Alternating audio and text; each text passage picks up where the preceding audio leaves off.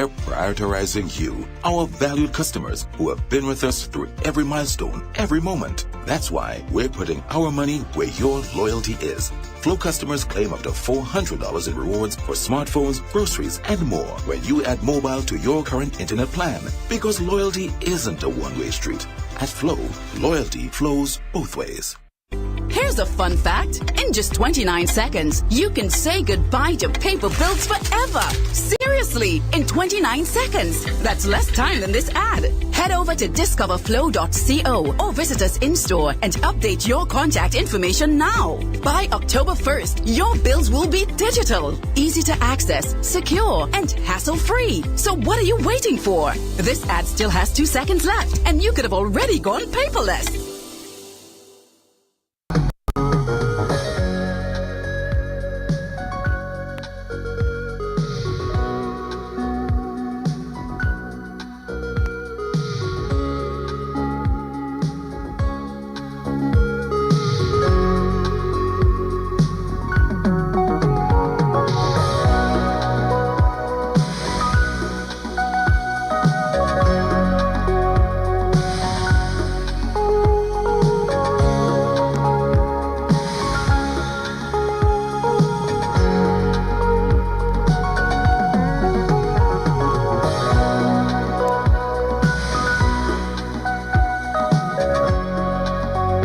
Tuesday, the 29th day in the month of April.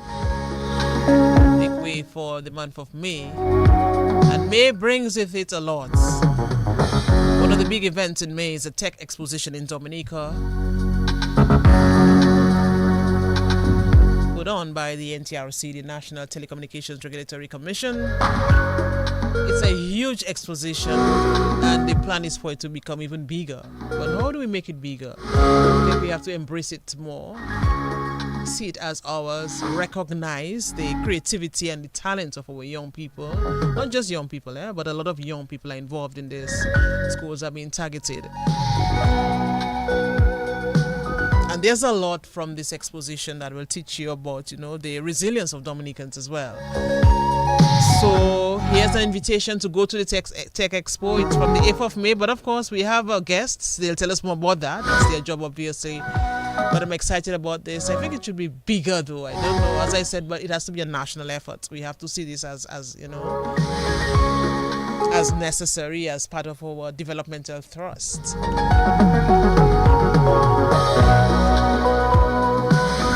Sometimes things start small, and then a few years after they just pick up and you just wonder.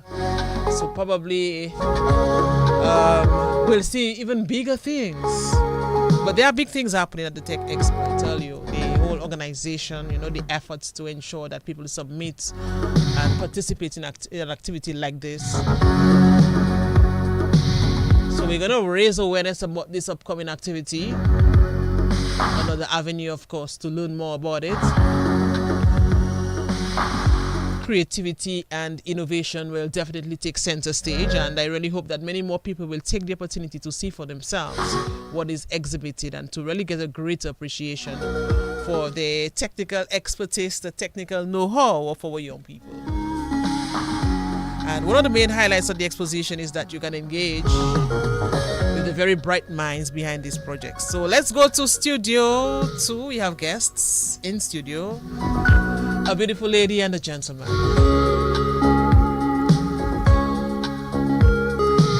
Good morning. I'm going to start with the lady first. Hi, good morning. Good morning. Welcome. Thank you. Tell us who you are. My name is Melisha Tuse, and I'm an engineer at the NTRC. An engineer at the NTRC. Good morning to you, gentlemen. Tell us who you are as well. Hi, my name is Craig Nesty. I'm the Executive Director of the NTRC. All right. Executive Director, NTRC, Craig Nesty. No stranger, of course, to, discussions on radio and other platforms as well. So we welcome both of you. We're going to go through the hour and look at the trade exposition. But even before we get into the, the meat of the matter, I want to know about you, engineer. Engineer, when I hear engine, tell me what I should think about in your case at the NTRC. Okay. What your job entails, how you studied, where you studied and things like that. Okay, sure. So I'm specifically a telecommunications engineer. My job is to basically investigate signal interference from our radio broadcasters such as DBS and the other radio stations. Um, we also ensure that, sorry, I lost my train of thought. We also ensure that, you know, all licensees are compliant with the terms of their licenses. That includes the internet service providers as well, and ham operators. And another aspect of my function at the NTRC is to manage the National Internet Exchange Point. That's a huge role that you have. Yes, it is. Wow. Craig Nesty, I'm really pleased with what I just heard from Miss Tuse, a young person again, and really blazing the trail where this is concerned as an engineer. I'm sure you too, Craig Nesty, relatively young yourself, Relative. Yes, relatively young yourself, obviously. And I'm sure, for you, this is good news. Yes, it's always good news to see young ladies in technology playing a leading role in bringing these innovative solutions to our society. Apart from working in an engineering role at the NTRC, Mel has been integral in working towards promoting technology in schools, and especially with other young women for our Girls in ICT program. She's led that program for a number of years, trying to introduce technology to young girls to ensure that she's not only blazing a path, but she's carving a way for future engineers, future young women to play an active role in the development of our country. Interesting. So, Miss Tuse, Girls in ICT. I remember, I think it was last year, there was NTRC set up something to recognize girls in ICT, or probably there was an exposition similar to what. Anyway, you'll tell us about it, because I want to find out from you though, as far as girls in ICT, what are you seeing in Dominica? What should we be proud about when you talk about young ladies, girls in in ICT? Okay. So last year, as you mentioned, we did do an activity for Girls in ICT Day. It's usually celebrated on the third Thursday in April. So it was actually last week, Thursday. And last year, we tried to engage the primary schools in mobile app development. So we introduced some of the primary school teachers to a platform called MIT's App Inventor.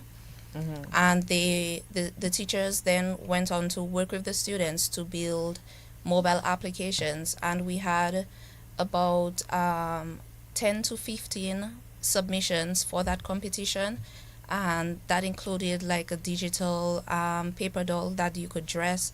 They also had games such as riddles and so on, Bible scripture verses. They were very creative with their submissions. The goal is basically to inspire young ladies in particular to pursue careers and education in STEM. What we find is that the number of women who are pursuing STEM careers pales in comparison to the number of men in that field. Even as I sit here as a female engineer myself, I really can't think of another woman, that is, in particular telecommunications engineer. A lot of the women in this field, they would most likely take up software development or web application development and stuff like that. But I haven't met as yet anyone in my field in particular. So I kind of, with the help of the NTRC, I've been managing programs and outreach programs in particular to reach out to more young ladies, especially before they get to the third form in high school, where they are expected to select their subjects for CXC. So we want to introduce them to the opportunities in STEM way before they get to that point, so that they are more likely to get enticed by what they see, what opportunities there are, and the hope is that they would be most likely to select IT as one of their core subjects. Interesting. So Craig Nesty, NTRC is well pleased though with what you all are seeing as far as girls are concerned. Obviously, she mentioned 10 to 15 submissions. Yes. Years from now, a few years from now, it will be more. It would be doubled, even quadrupled. Well, that's the hope. That's the hope, because I think there are about 35 primary schools. So 50 primary schools. So 10 to 15 submissions would mean that we have a lot of work to do. Yeah. And that's one of the challenge we found within Dominica, is getting the education system to move towards a project-based curriculum is very challenging. So we're more used to copying notes from a blackboard and answering questions on a test paper, but actually taking that knowledge and imparting that knowledge into the physical world around us to build solutions that can better society is something that I think is lacking in Dominica, and I think we need to catalyze that cultural shift if we're going to see new industries pop up in the island. And so I think it's incumbent on us who are in a position to sort of stimulate that change to try and advance that. But there are many ways, of course, that you can continue that thrust to inspire young people, young ladies in particular, to, as Ms. Tusa said, to pursue careers in STEM. Yeah. And But STEM stands for the what again? Science, technology, engineering, and math. Yes, I'm correct, Nesty. But Dominica is very fortunate though, because the corporate heads of our local telcos are all women.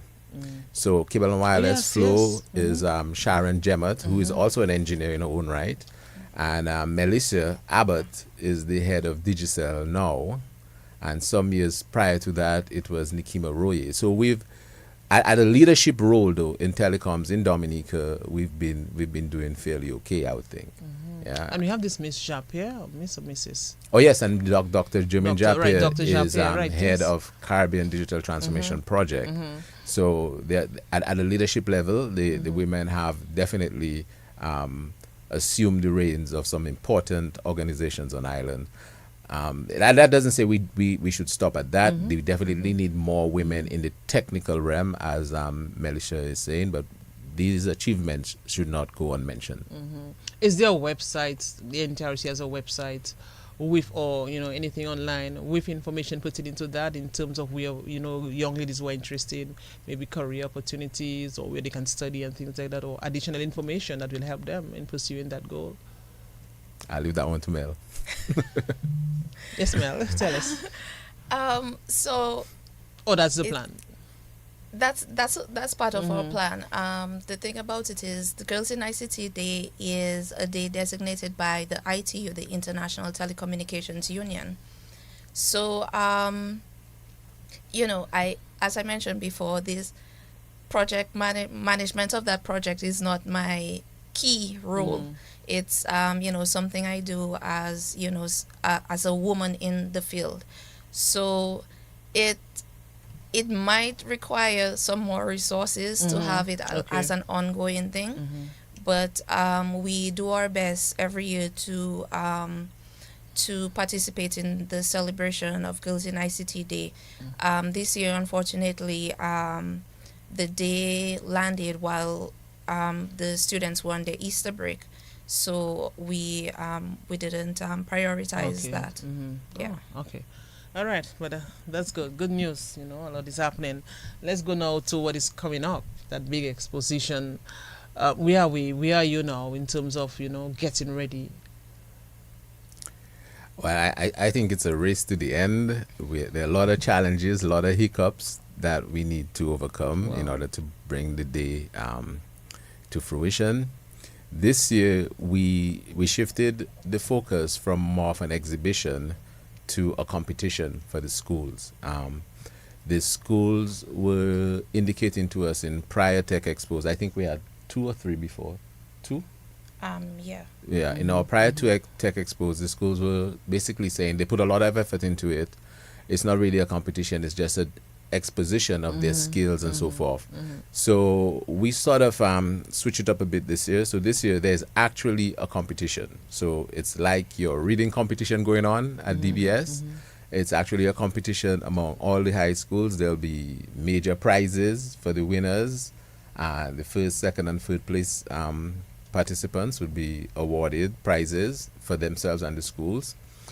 And the competition is based on the Micro Mouse competition, but it's a modification of that competition to sort of simplify it for high school, because Micro Mouse was normally done at the university level. So it's basically autonomous driving robot that would navigate a maze using the Arduino microcontroller, sonar sensors, infrared sensors, motors, and some C code in order to navigate a maze that the students would not be aware of prior to the competition. So their robot should be designed sufficiently using whatever algorithm they choose to navigate this maze from start to finish, and the team that does this the quickest will be announced the winner. Wow. Okay, so let's break that down a little. I mean, we need the technical terms, obviously. We too have to learn them, But you mentioned an autonomous robot and some other terms that you mentioned, and I'm like, oh my goodness, what is he saying?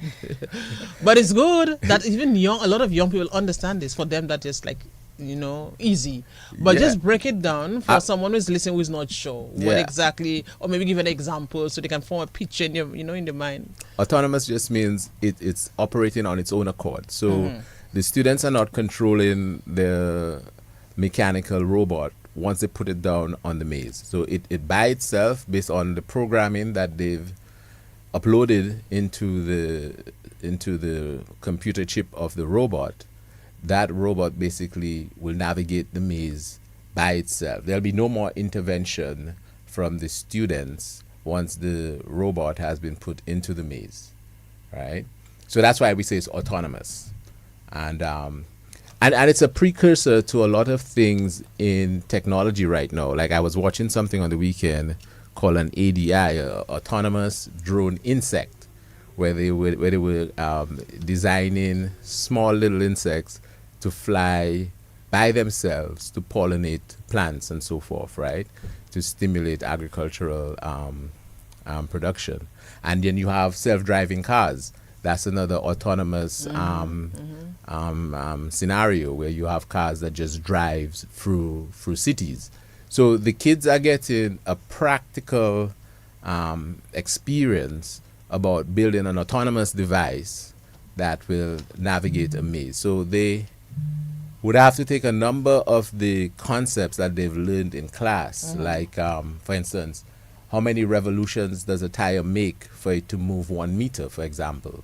Or what's the distance that they would want the robot to stop before it hits a wall, before it turns a complete 360 degrees, for example. So you have teachers who will be teaching students angles and so forth that could be implemented in that project to solidify those concepts. So that's the aim of trying to bring project-based learning to the high schools, make it more exciting for them to learn concepts. So, and then one of the challenges we have is basically the teachers. So we need to find a way to motivate the teachers, to encourage the teachers to embrace that sort of learning, because a lot of teachers find it outside of CXC. And because it's outside of CXC, a lot of them find that it's extra work, and it's very difficult for them to do that extra work and keep up with the CXC curriculum, which is demanding in its own right. So we need to find some way to marry the two so that students can come out of high school with skills that they can actually use in this Project-based environment. learning. That's interesting. So what? Tell us.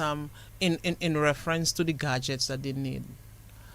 Is the NTRC provided this at the exposition, or are these things that they already have? Explain to us how that happens. But Mel can give you a full rundown on how we Mel, that is worked out the gadgets. You're really and involved in everything, this. 'cause, Yeah. Tell us.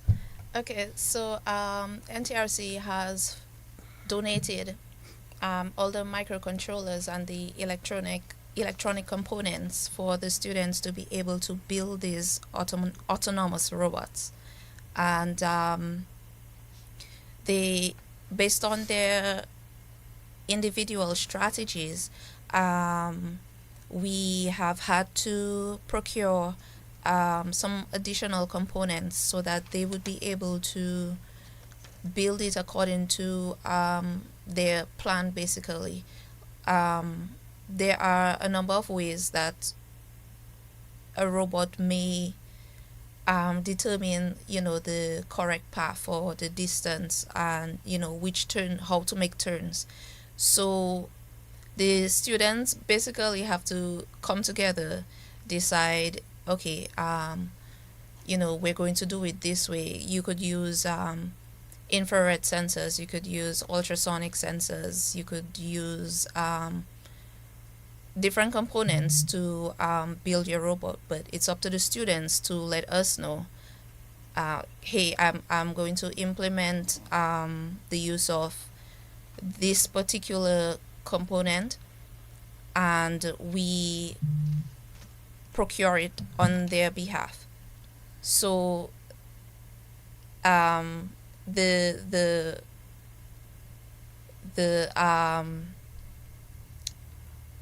how do I say it? the component, the building, the procurement of the components is, it's a worry-free process, I guess, for the students. All they have to worry about is strategizing and building and ensuring that their robot is able to move through the maze next week, Thursday and Friday. All right, interesting. Wow, I learned some terms here because I'm not tech savvy. Yeah, I'm writing down some terms. You told me about the microcontrollers and the electronic components and all of that. But so explain to us what this setup would be like. Will they be on, like, they'll be in booths? How will that be arranged so that people can learn, from this? Okay. This setup for the exposition, obviously. Is it similar to what has been done in the past 2 years, or you're going to do it differently this time around? Okay, so we are doing it differently this time around. For the last 2 years, we've had it at the Winter Park Sports Stadium, and we found that the environment wasn't exactly conducive to. Okay. Yeah. So this year we've moved to the St. Alphonsus Parish Hall, and we have rented out the entire venue, both upstairs and downstairs. So the Maze Masters competition is going to be held downstairs on May 8th and 9th from 1 p.m. to 5 p.m. on both days. We'll have the first 2 rounds on Thursday and the final round and prize giving ceremony on Friday. And what to expect there is the maze is going to be laid out. We will have a viewing section that people can come and sit and view the competition. However, they would not be hovering over the maze. We do have screens that they can sit and watch. The schools are invited sorry they're invited to bring their students in to view the competition as well.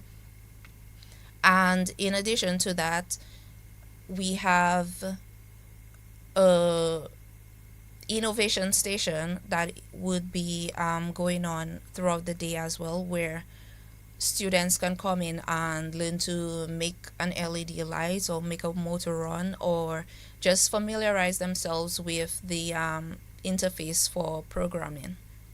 So we'll also have that as an add-on to the competition. Upstairs, the venue will be the business part of the expo. We have organizations like our major ISPs, Flow and Digicel.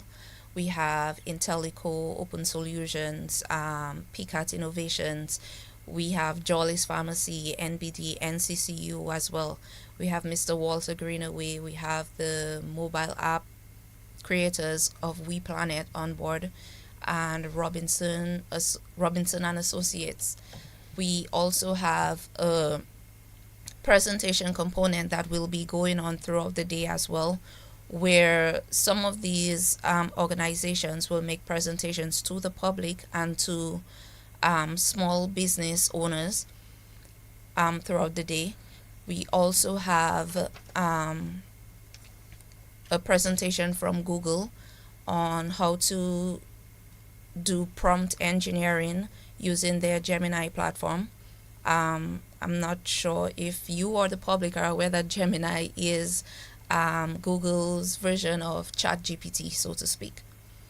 So they would conduct a session on how to create your prompts to use that platform.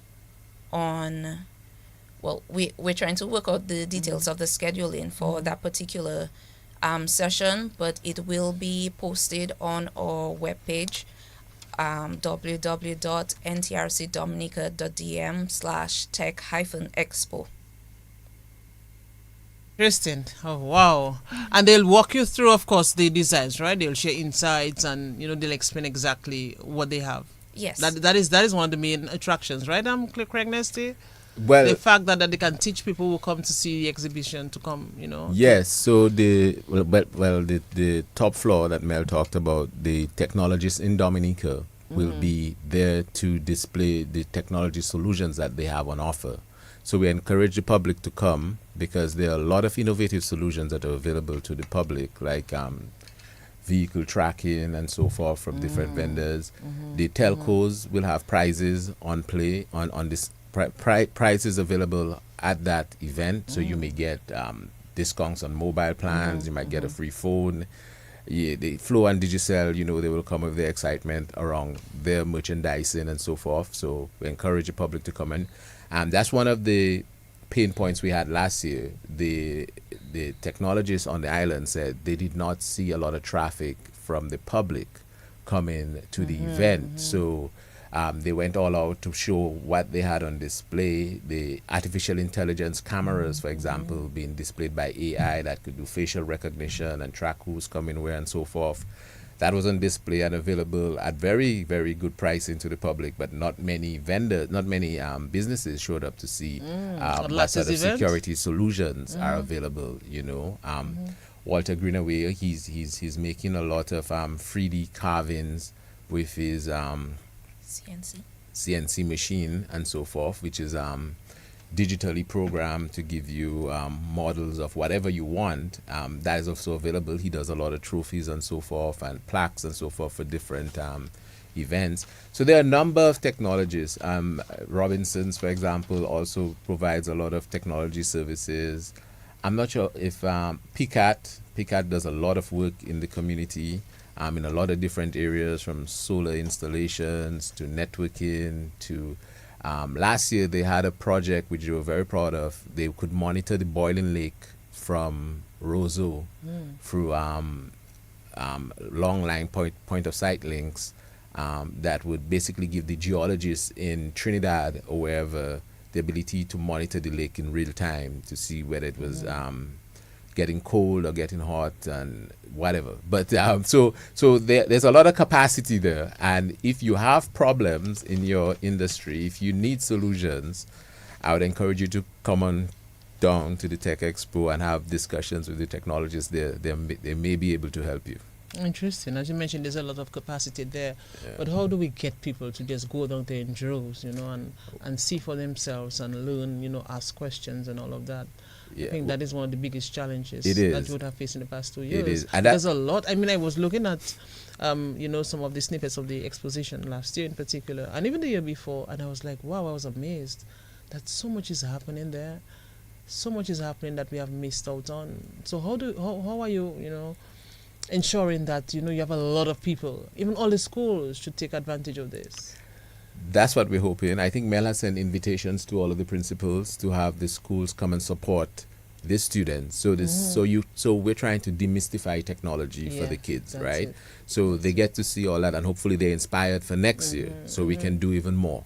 In terms of getting the public to come on down to the Tech Expo, we're hoping with partnerships with DBS, Kyrie, Q95, Facebook platforms and so forth, we can do some more marketing to get that done. Hopefully, it'd be nice if we could have like a standard date every year, so everybody is aware that this is happening on such and such a date, and we can create the anticipation in a year in advance. Because we find that the marketing should be probably going on forever. You know what I mean? Like World Creole Music Festival, for example. You know it's coming in October, so there should be no surprise that the Tech Expo is coming sometime in May. Now, we've had challenges in trying to fix a date. At one point, we wanted to tie it with the girls in ICT, Okay. but that date moves up and down. Oh. Now, I think we're saying after Easter, so what it does, it gives the kids an opportunity to work on the project during Easter holidays when CXC pressures maybe a little less, and the kids who are excited about robots and stuff might find that they'd be encouraged to come in 1, 2, 3 days on the holidays to work with a tutor around the project. So we're still trying to get the best date forward to have the Tech Expo, but we want it to be an annual event. We want the radio stations to be partners. I've heard your reading competition ad several times for the year, right? I'd be nice if Tech Expo, every time you hear a reading competition ad, you hear a Tech Expo ad, right? So that we can drive that awareness. And we're glad to have you on board, and we hope that we can solidify that relationship to drive more people to the expo, right? The other thing is if we could get all the providers like Flow, Digicel, PICAC, Intellisys, and so forth to promote the Tech Expo on their own platforms as well. So that's another approach we could use to drive more interest into the Tech Expo. Interesting. There's a lot, of course, that can be done to ensure that, we have more people involved. We want people to embrace this thing. Yeah, and the other challenge we have, we're actually doing this on a shoestring budget, right? I was just about to ask you in terms of so hopefully at some point, we're hoping that the Ministry of Education or the Ministry of Science and Technology or some other corporate giant may say, this is a good idea. Let's inject some serious funds into this and make it a wonderful experience to inspire and motivate the young kids. Yeah, man. This drives the now and it drives the future as well. Right. Okay, so we are going to, it's a 2 days exposition, the 8th and the 9th of May. Of course, as you said, at the St. Alphonsus Parish Hall. How do you start off? Do you have a ceremony to start off, or you just go straight into the exposition? Give us an idea of what that first day will be like, even before people start coming in. Okay, so we're trying to limit the long speeches. And you really should. Yes, but we would have very brief remarks from Mr. Nesty and most likely the Minister of Education or Telecoms on that day. And then we'll probably just, go straight into the opening of the expo. I want to go back to the financial challenges now, Craig Nesty. Of course, this doesn't generate any money for you, no get receipts or or things like that. So how do not you? Yet. Not yet. Okay. No, well, because what do you right now, envisage though? Maybe you'd have to have a fund or something. Well, not yet. But what I envisage is if we could actually bring in the technology, right? Bring in the interest that would create a tourism product around a technology expo in Dominica. That to me would be the end game. I went to an expo in Spain called Mobile World Congress. It's hosted by GSMA. GSMA is an organization with about 15 or so offices worldwide, right? And that one tech expo funds their operations for the whole year. Wow. But in that tech expo, they have Google, they have Facebook, they have Amazon, they have Huawei, they have Apple, they have Cisco, they have all the big players, right? And we've now pivoted to try to include the big players in our Tech Expo because they do have a market here, although it's a small market. So we've been in discussions with Google, we've been in discussions with Meta. I think Mel last year she met the satellite group, and I think NASA gave us presentation. So the idea is to continue leveraging the international market. We have not been able to connect with the diaspora as well as we would like to. I have brothers and sisters and brothers-in-law who are engineers at multi-million-dollar corporations in the States. If we could get that resource involved in Dominica Tech Expo, we could advance it even further. So the strategy definitely is to look internally, but bring people from beyond into our Tech Expo. Last year, for some surreptitious reason, there was a group from, I think it was Guadeloupe or Martinique, who interviewed us about the Tech Expo going on. So I'm also thinking that it would be nice if we could invite students from Guadeloupe and Martinique to come down to the Tech Expo and participate in the Tech Expo competitions. So we're thinking and we're trying to grow it as much as we can. We'll definitely have a postmortem where we'll invite DBS and all the partners to try and see how best we can move and advance the program further, because we think it's useful, we think it's necessary, we think the world is changing, and the young people need to recognize that there are so many opportunities out there, and there's so many opportunities embedded in technology that the jobs of the future may not be the jobs that I had currently or the jobs that their parents knew, right? And if they don't embrace technology and adopt the technology to meet their needs, they may be left behind. So I think it's necessary for us to encourage them to jump on board. Well said. What about the original approach, though? You mentioned Guadeloupe and Martinique, but is there an association in the region doing similar things in terms of the exposition geared at the young people, school age and all of that? Any partnership, any initiative, any link that you have formed with any organization? Right. So our Tech Expo has evolved in a sort of way that wasn't the original concept. Yeah, the original concept was just for schools, and there are robotic competitions in the region. There's Lego First Robotics, I think, in the Dominican Republic.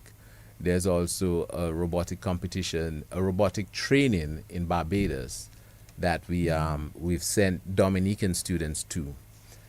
So we felt it was necessary to just bring some of those concepts home so that many more students can benefit in Dominica. In St. Kitts, there's a robotics association led by, I can't remember the doctor's name, but there's a PhD doctor who's leading a robotics program in St. Kitts. So there's a lot of interest in robotics competition, robotics training throughout the region. Earlier this year or last year, I went to a Tech Expo in St. Kitts. It was similar to what we did at the stadium. It was in an outdoor field and it lasted all day. I think one of the challenges we have is having a convention center, somewhere where we can host multiple people, right? So I think probably that should be something we should advocate for, having some sort of convention center, some sort of reception center where we can host these type of events, because we've had interest from some of the partners we've spoken to, like I can't remember his name now, but he wanted to do something called a PCC2 workshop in Dominica. That's a workshop where you bring all the spectrum engineers from around the world to discuss issues surrounding frequencies for the next World Radio Conference, right? So you need a capacity of at least 300, a venue that could hold at least 300 people, right? So that's something now we're actually looking forward to, because hopefully we should be running with that sometime next year. We have to basically decide how we're going to do this. We're inspired by Miss Roll from Sagicor, right? So because she had I think about 300 insurance agents in Dominica. So if she can do it, we can probably find a way. But we definitely lack in certain infrastructure. We need a convention center in Dominica if we're to do these things properly. And if when you went to St. Kitts, what was the turnout like of the people? They turn out, they were struggling like us. St. Kitts, they had it in a big open field, right? It was hot. They had a number of tents.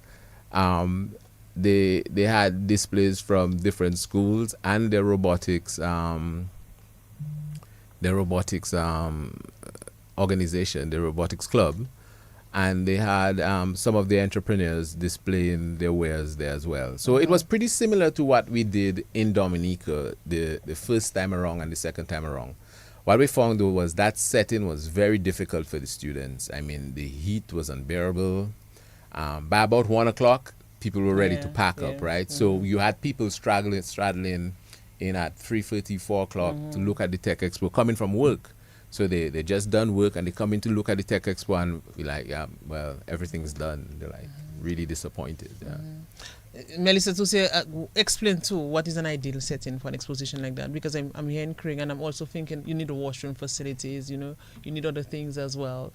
So you need an area that is, well suited to such an event. So from a young person's standpoint, what is the ideal, setup that's required to ensure that, an exposition like that is successful? Well, as Mr. Nestor suggested, I think a convention center is ideal. We want power to be accessible. You need an indoor space for that because I think the very first year we had wires running through the venue and it's not safe. That can pose a hazard to people passing by. I think a large indoor space will be perfect for something like that. It's cool. People can take their time and go to every booth and ask their questions.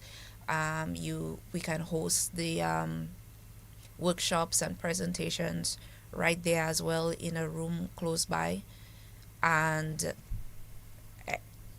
I think it would just be ideal, cool, calm, and you can even do because there's a component of engineering called light engineering.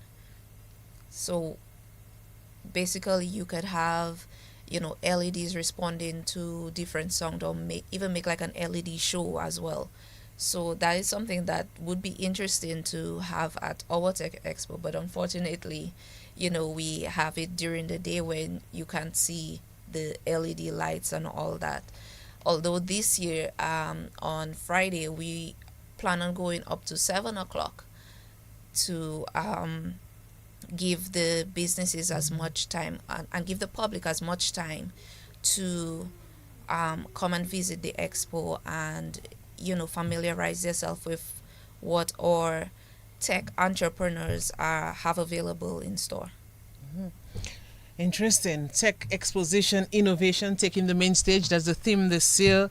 Very interesting discussion, and I really want to, encourage people to go out and support this. It's not for the NTRC. It's really for us.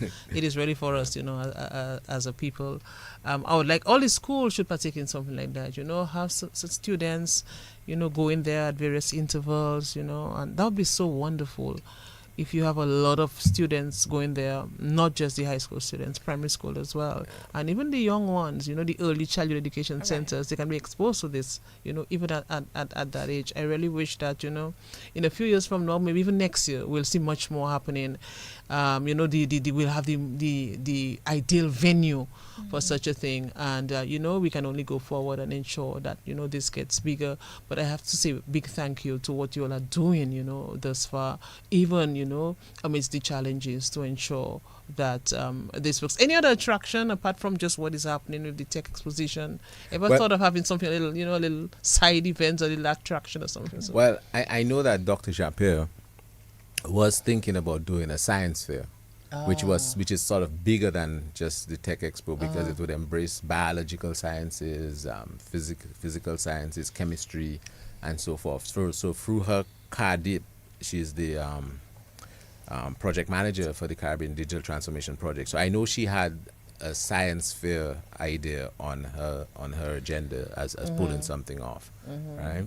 One more thing that I think I should mention that we sort of missed is we have two presentations by Google. So one is about the Gemini artificial intelligence platform, and the other is about the virtual lab for schools. So Google has developed virtual laboratories for schools where you can actually do chemistry labs, physics labs, biology labs, and some electronic labs, all virtually. So the schools no longer would find it necessary to procure volumes of chemistry, sulfuric acid, right, the pipettes and burettes and all of that. They could do all of that. They could get a similar exposure to the mixing of chemicals all virtually. They could get a similar exposure to fundamental laws of Newton mechanics virtually. So they would not necessarily have to invest in a lot of physical platforms, right? So some schools I know in Dominica, for example, like I think Orion Academy does not have a lab. But if they were to use the Google Virtual Lab, all of a sudden they would have a lab. They would have a full lab to do physics, chemistry, biology. So we want to encourage the principals and all the schools who are struggling with buying chemicals, buying pendulums for their physics labs, and just maintaining all of this capital expense to come out and see what the Google Labs can do for education in Dominica. Interesting, promoting technology in schools. What about submission and the deadline for submission? Is it already closed in terms of who is interested in, partaking in this? Yes, registration for the competition has already been closed with only 2 weeks left to go. We're even very fortunate that we have the last school that came in was the Wesley High School. So, at the last minute, they're going to be participating in the maze competition. But we try to engage the schools as early as September to let them know what will be expected of them for the Tech Expo, give them time to plan, strategize, and for us to procure whatever components that they need for building of their projects or their robots and so on. And also enough time to troubleshoot so that on event day, they are faced with, less issues, and that their project or robot can work optimally. Okay.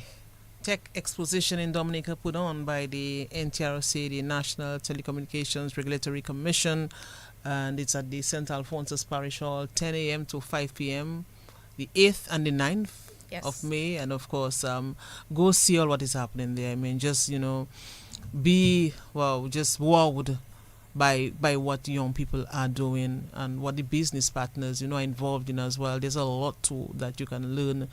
And it's nice when you have the youth and you have business communities, joining forces together to put on, spectacular displays like that. People can even go back to look at what happened last year and what happened the year before to sort of spur you on to go to the event next week. Is it next week already? No, not next week. Yeah, next week. Next week, right? The 8th and the 9th. Yes, next week, the 8th and the 9th, because this week will really start May. So, yes, so I really want to encourage people to go, and get engaged in this and, make it part of your whole, how I'd call it, make it part of you, who you are. And because really that's where we are now. That's what the world is now, And as Ms. Tuse mentioned, we have a lot of potential, especially when the young ladies are concerned, the young men as well, but I like to place focus on the young ladies, especially in things like that, technology and all of that.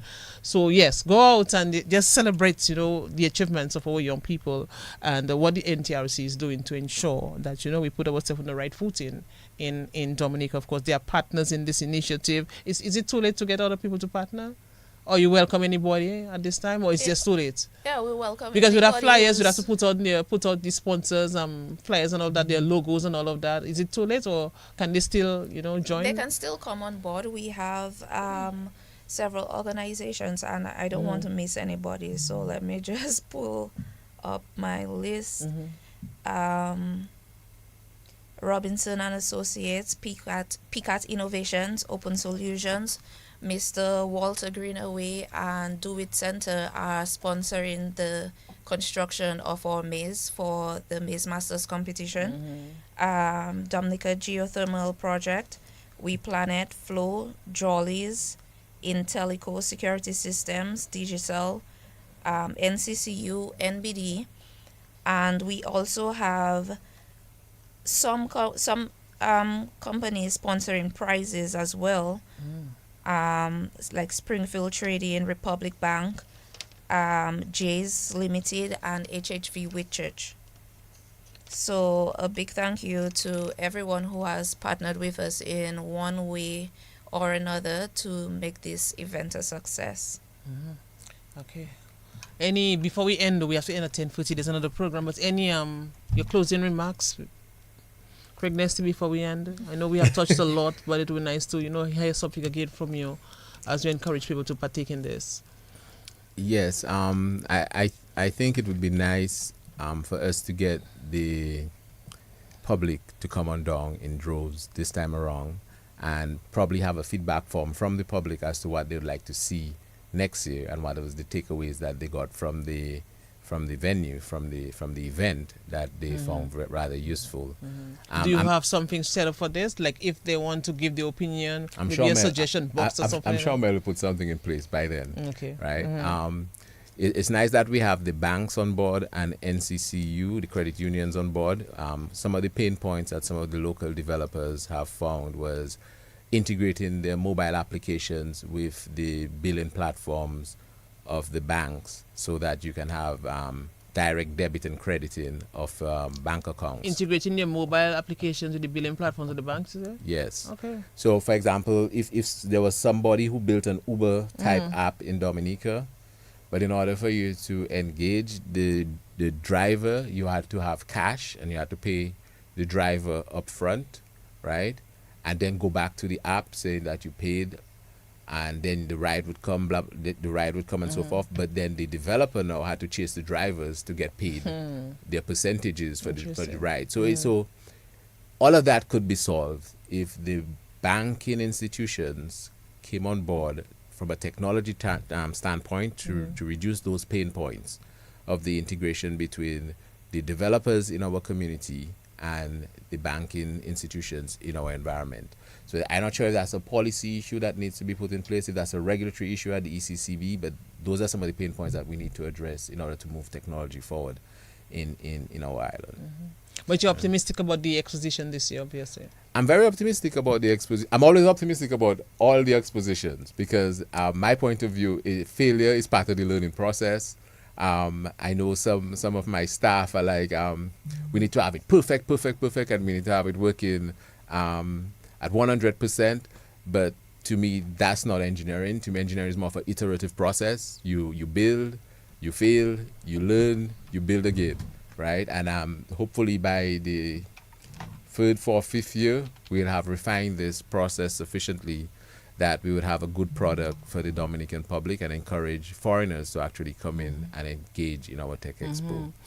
One more thing though before I go, I want to just mention our roving technology consultant, Ms. Vashanti Raymond. She's done fantastic work. She's also a woman in ICT. I've seen her always on the move, you know. Yeah, so that's what she's doing. Yeah, okay. she's visited all of the schools, worked with all of the students, worked with all of the teachers to impart knowledge on programming and microcontrollers and so forth. And she's very dedicated to that, very passionate about that. And the Tech Expo could not happen without her. So we want to put a big thank you to Miss Raymond for all the hard work she's done. As we end, Melisha, your closing remarks as well. Okay, I just want to invite everyone to the Tech Expo next week, Thursday and Friday from 10 a.m. to 5 p.m. Whether you're a student, a teacher, a parent, if you own a small business, it will be beneficial to you as well. We have some very interesting presentations, very interesting booths. On Mr. Nest's note regarding digital payments, Shop DM a local app development company.